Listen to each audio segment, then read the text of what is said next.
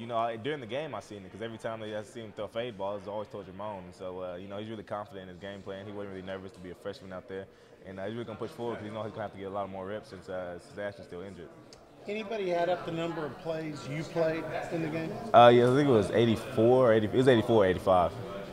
So, I mean, you and I think Ryan, a couple of other guys, you understand that's not, you need to get to the point where you're not playing that many snaps. Oh yeah, you know we practice high tempo all the time in practice. So in practice we get just as many reps as we do sometimes in the game, especially when we have scrimmage situations. So we just know going into the game we're gonna need to play as much as we need to play. You know, Coach Malone, Coach Spencer's not gonna really say, "Hey, you're tired. You got to go out there and play anyway." So we really prepare for it. So that sounds a lot like a Seth Jacobs comment I got after the Florida State game is, I'm not asking for less reps. Oh yeah, definitely. You know, I never ask to come off the field. We're going to go there and play 150 plays. I'll play 150 plays. We just got to do what we got to do. You may have already talked about Ramon a little bit, but when he came into the game, he was thrown into action.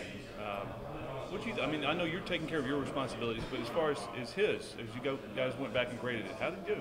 Oh, he did really good. You know, he had some few missed tackles. That was probably his only fault. And then penalties. You know, you can't have penalties no matter if you're a freshman or a senior or any aspect of the game.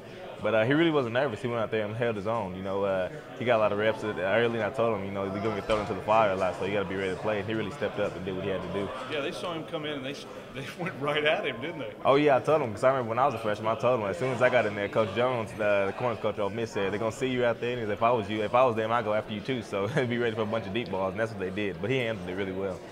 You have Iowa State. A lot of times it helps when there's a returning quarterback, and there is, but not the one you played against last year. Grant Rojas is on the bench, and Sam Richardson's back. But I think you've seen Richardson before. You just got to go back a couple of years to remember it. Oh, yes, sir, definitely. I know I'd watched film on him just yesterday and earlier today. They're really athletic all around the board. You know, the running back, quarterback, and the receivers are really athletic, so it's going to be a good game.